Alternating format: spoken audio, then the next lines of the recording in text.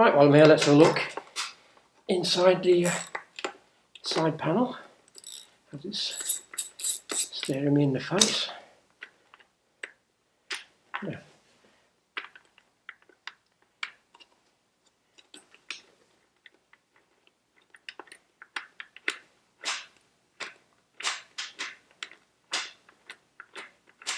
Another fitting that seems to be loose inside,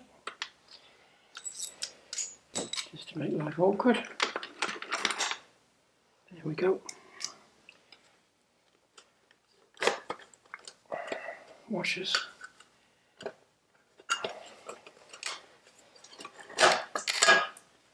Ta-ra!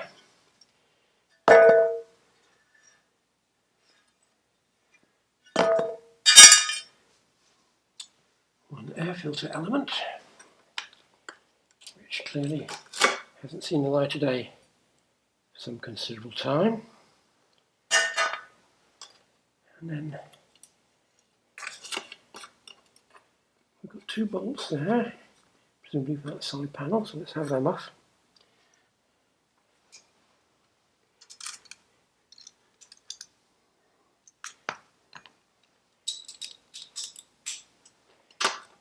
Yep.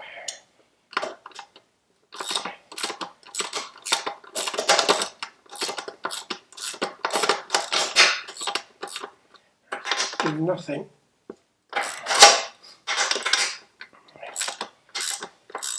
Nor is that one. Right. So there must be access up top. Let's have a look. Let's take the battery out, which is default, and see if we can see anything inside.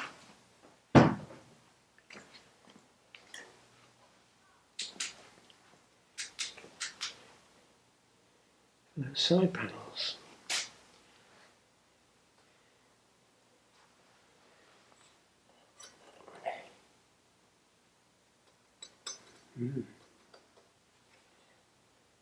There are bolts, nuts I should say. Could be awkward getting to. So I think we'll remove all this lot next.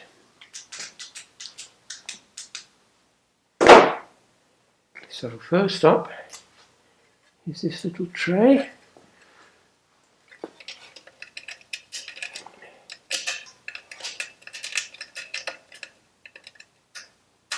Oh dear, a lot of corrosion under there. Let's have a look. I managed to find a small 7/16 to get behind it. So I've undone the bottom one.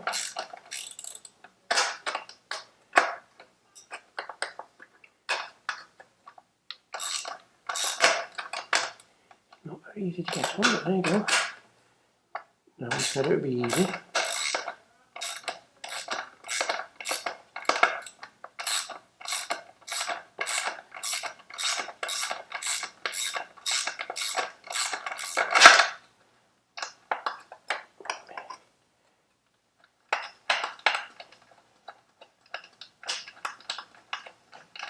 Right, nut off, side panel off, and now we'll do the same on the other side. No point watching me struggle twice, so we'll turn you off. Right, with this side cover off, it exposes the nut securing the Zener diode, and also in here, tucked away, are two screws holding the front edge of the alloy boxes together. So that's what's going to come off next, those two screws.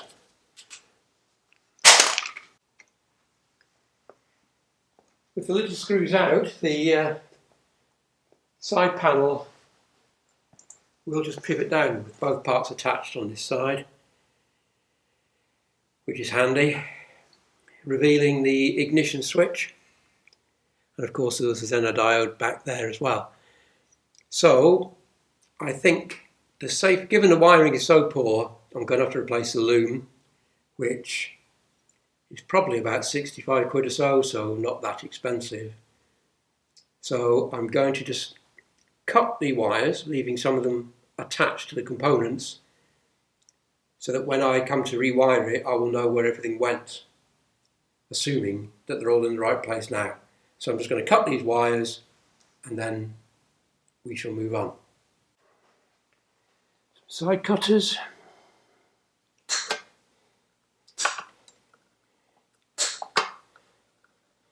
That way I will see where everything went.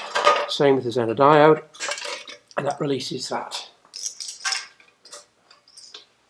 I'll have to test the ignition switch, but I'm not entirely sure it works.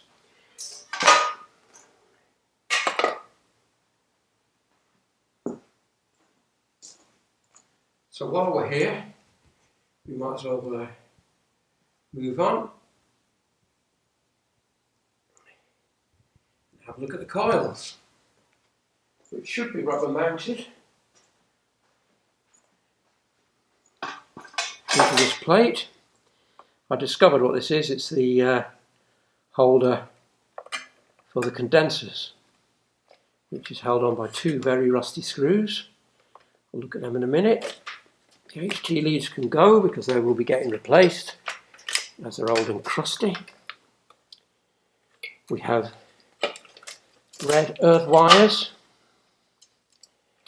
which again I'll just cut for the minute.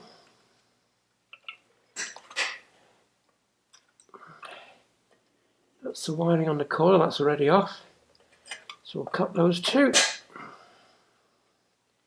that one feeds from the other side, so we'll cut that. And those two like that. So we can see where everything went.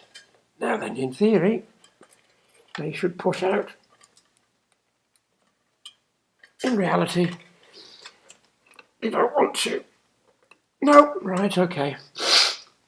Let's try and disconnect some of these then. Crosshead screws, velvet screwdriver.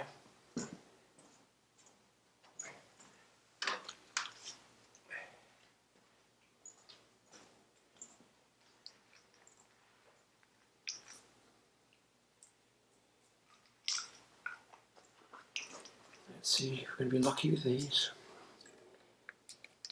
That's too big, too small I should say. I think we'll try that one.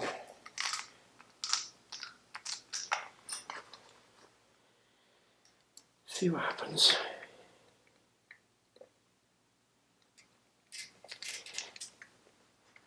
Nothing is the answer. Right, try the next one down.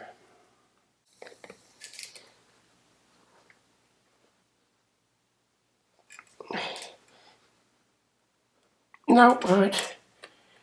Try this one.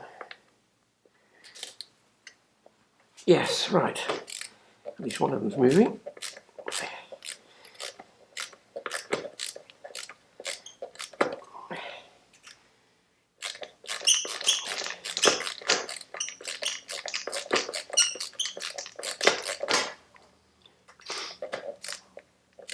Well, when I say moving, there is in fact a nut underneath. So it's spanner time. Let's try and find one that will fit on that. Okay, on reflection, these are not wanting to move at the minute. So I think the most sensible thing to do is get this whole plate out in one piece and I can deal with it on the bench. It appears to be part of the battery tray assembly, which is held in by nuts in rubber bungs, and the back of the screw thread that holds the nuts has got a slot in it for a screwdriver. So in theory, these should just undo. I've just tried this one and it does. So fingers crossed for the others. Let's try some on this one. 7/16.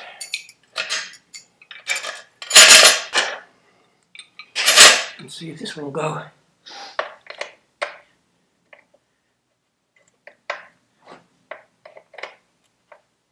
Ah, this one doesn't appear to be 7/16.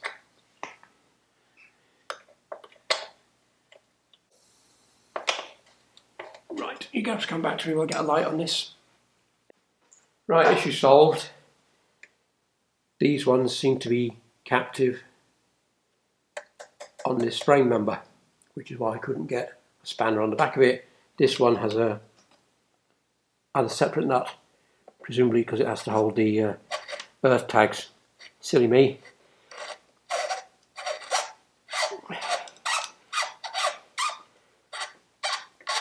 Yeah, that's gone. Hopefully this one will go too. Yep.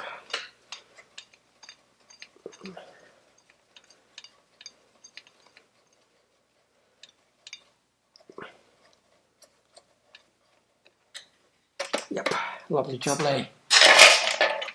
Okay, so now the battery tray should come off. And off this side, like that. And out over here, because this wiring loom is still in place here. Right, success. So, lots of cruddy stuff under there, that's for sure. Now then, what's holding this on? Is it part of that plate?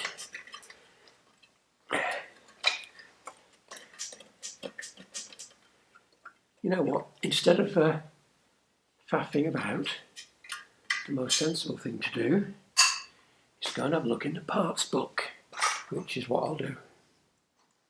Right, this bolt, it's been a right little tinker to get at. It's covered in what looks like tarmac, where somebody's ridden through some soft tar. It's not original, whatever it is, so... But anyway, I've finally got it to move. So when we release this, I'm hoping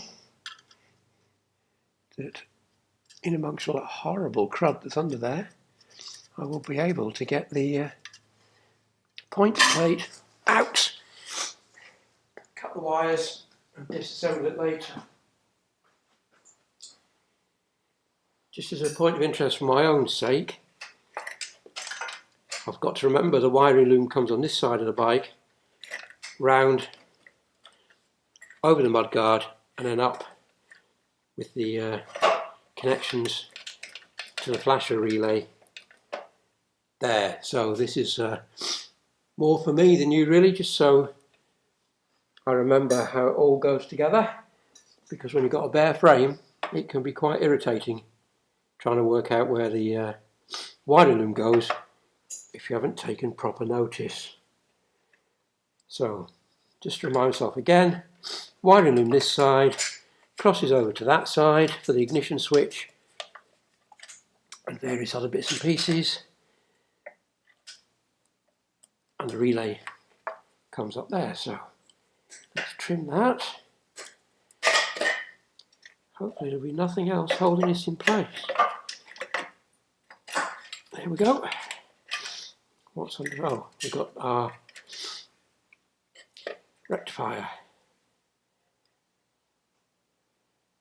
I'm not sure what they are, because I don't remember cutting them. But anyway, I will be going solid state. That won't be going back on, and nor will the Zener diode, because there are better upgrades. That can go to one side. And I think that's enough for the minute. I'm going to go and have a cup of tea. I'll be back refreshed shortly. And maybe I'll use my new mug. Next up, I think I'll take the carburetors off. So from the handlebars, the throttle cables go down and into a splitter tube, which is that, which screws onto that. There's your two throttle cables that go to the car bodies. That's the one from the handlebars. You just unscrew that, split the pair. I didn't show it because there's nothing very exciting about it really, although I had huge problems with a Bonneville once. This not wanting to separate at all, but this one popped apart in seconds. So hopefully yours will too. Right, so then that leaves the choke cables to sort out. So I'm just going to have a look up on the bars and see how they attach. Okay, having split that, I'm back with it again because I've just realised I was talking complete rubbish before.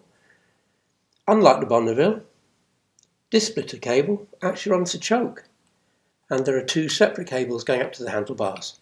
So we're going to have to separate them up there. So we're still going up there to look, just going for a completely different cable now. Sorry about that. Let's have a look what's going on upstairs.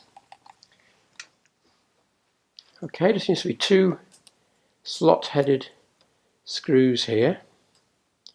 So presumably once they're undone, that will split, giving access to the cables. So I can get the cables out and then back through the frame and we can get the carburetors off. So let's have a look and see what we find in here.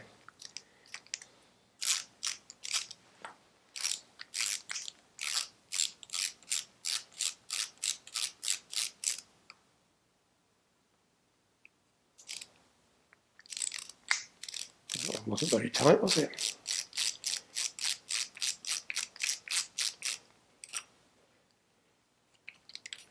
Okay, got this off as we thought. Very handy.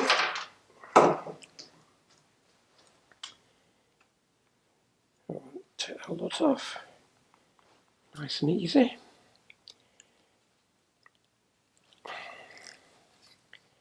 And the cables are in there.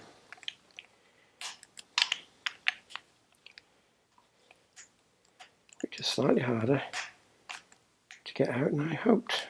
There's one off. Tip it the other way. There we go.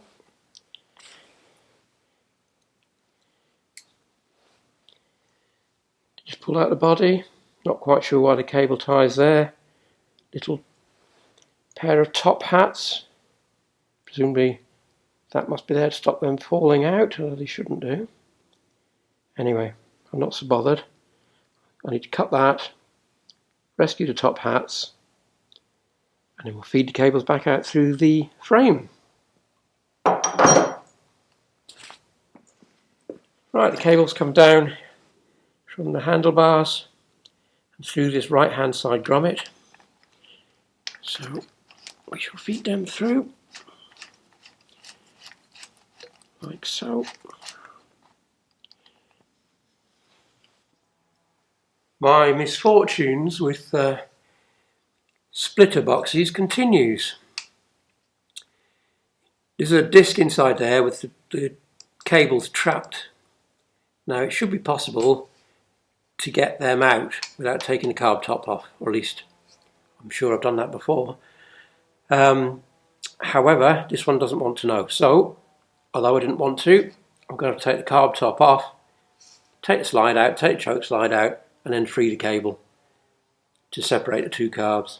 So, not the way I wanted to do it, but hey ho, life is never that simple. So, let's have a look, see what we find.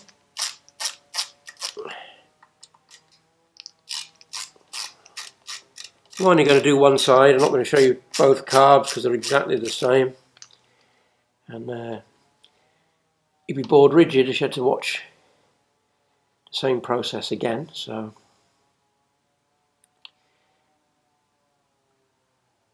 come on, little screw. There we go.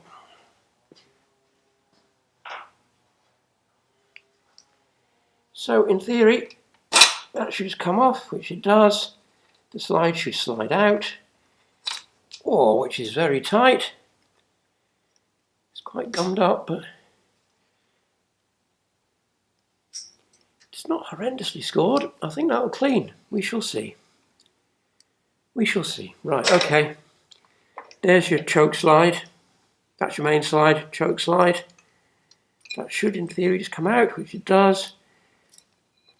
I think that way.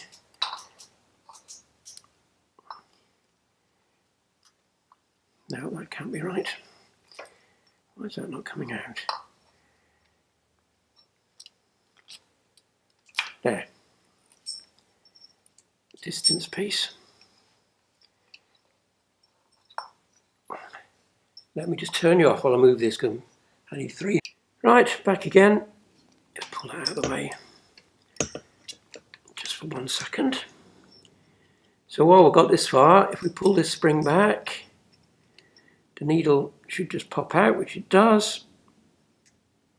There we go. Put that to one side for a minute. The cable should push down and out of its little slot.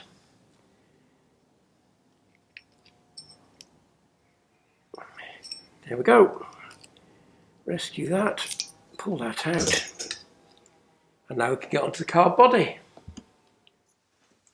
The main body is held on by a couple of nuts, which we're going to do now. And as I think I mentioned before, there's a balance pipe. So we're going to have to undo the union on one side. So I'll do this one. Have I got the right spanner? Not sure I have. That'll do. Grubby, but never mind.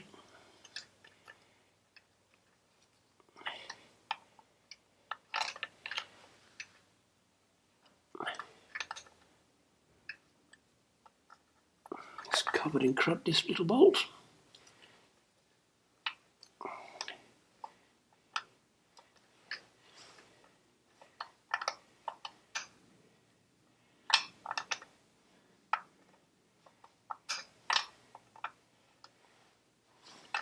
Very cruddy.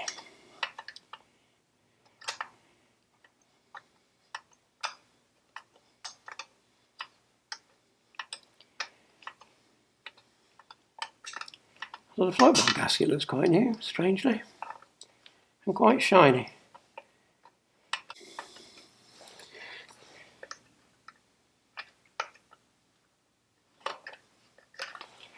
There we go. Inside is a top hat, filter. Anyway, I'll show you more of the carb later on once we've got them off. I won't do the other side, I'll leave that till I'll take that the carb off. So we've got 2 nuts either side to come off.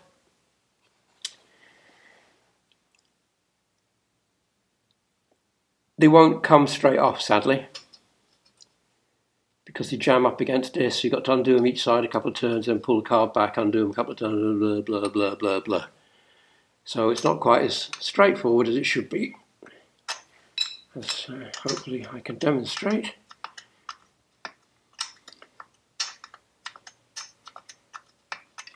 So you're getting up against the tickler casting. Let's undo the other side.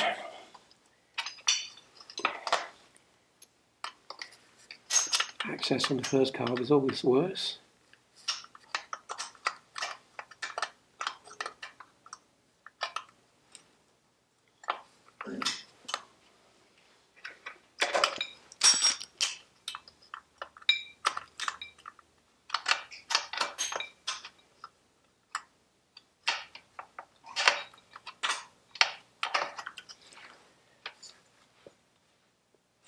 Still tight.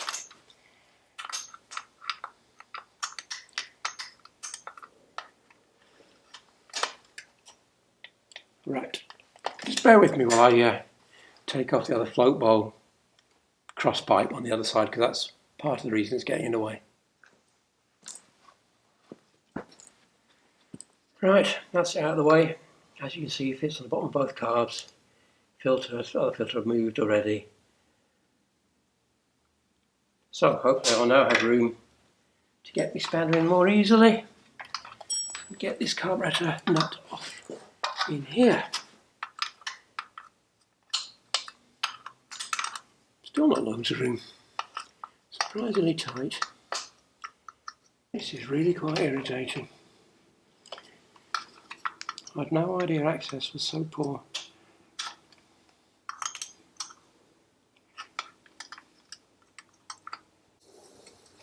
There we go.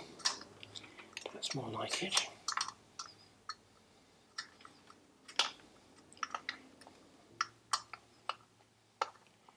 Anyway, it's no point watching me struggle, but the point I was making before is as you work it off, you have to pull the carb back to get access to the nuts again. Stop them fouling on there. Which is the main thing I wanted to show. Let's see if we can get anything not rock hard on still.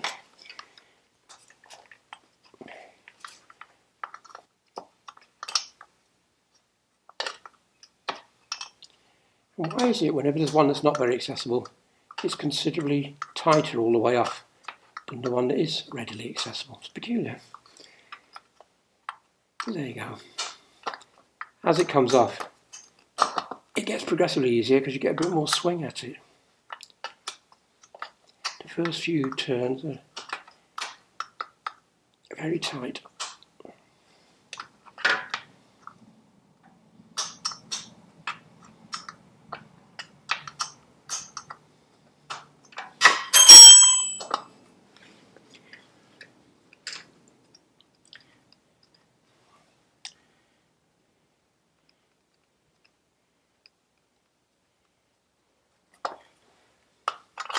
I think if I was doing this a lot, I'd be making up a special spanner to get in here, to be honest. Because they're not particularly tight, so a cut down spanner would make sense. But I'm committed now, or I should be. Right, I think I'll go by hand now. Come on, you little so-and-so. Yes, lovely.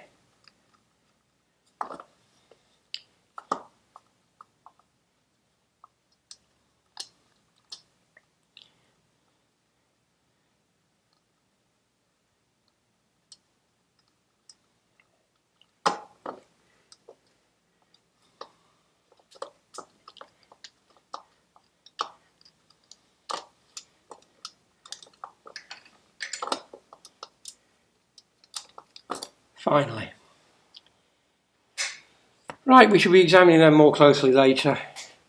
There's an O-ring and a gasket. Gasket's absolutely rock hard, as you'd expect. Right, so I will now do the other side, which is going to be really, really easy now this one's off. So you can come back to me when that's done.